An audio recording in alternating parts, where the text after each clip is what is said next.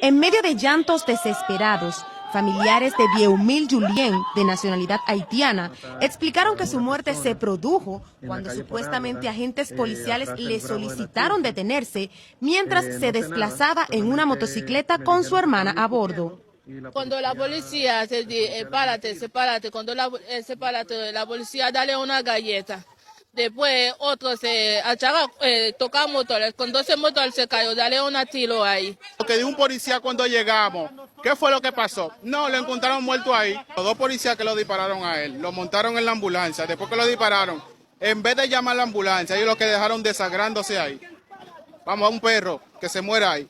Y los dos policías que lo mataron a él, los que le dispararon, lo encueraron, le quitaron el uniforme, el chaleco y todo. Allegados de Julien, de 28 años, y a quien le quedan 2 niños en la orfandad, lo describieron como un hombre de trabajo.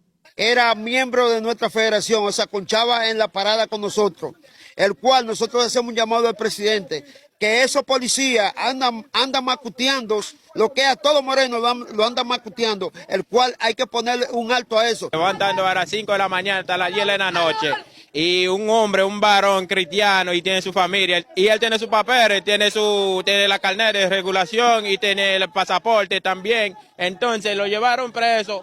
Y lo que le estaba pidiendo cuarto la policía, él no quiso orar, porque como él tiene sus papeles, no quiso orar. Mientras, otros nacionales del vecino país se quejaron de supuestos maltratos que reciben por parte de agentes de la institución del orden. Uno, antes, cuando aparece un policía, uno debería de acercar. Ahora, es mejor uno hacer con ladrón, no hacer con policía nacional aquí. Esos muchachos yo lo conocí bien. Yo tenía 25 años aquí en el país. Es primera vez yo lo viste eso. Esos gobiernos yo lo viste eso. Es un abuso.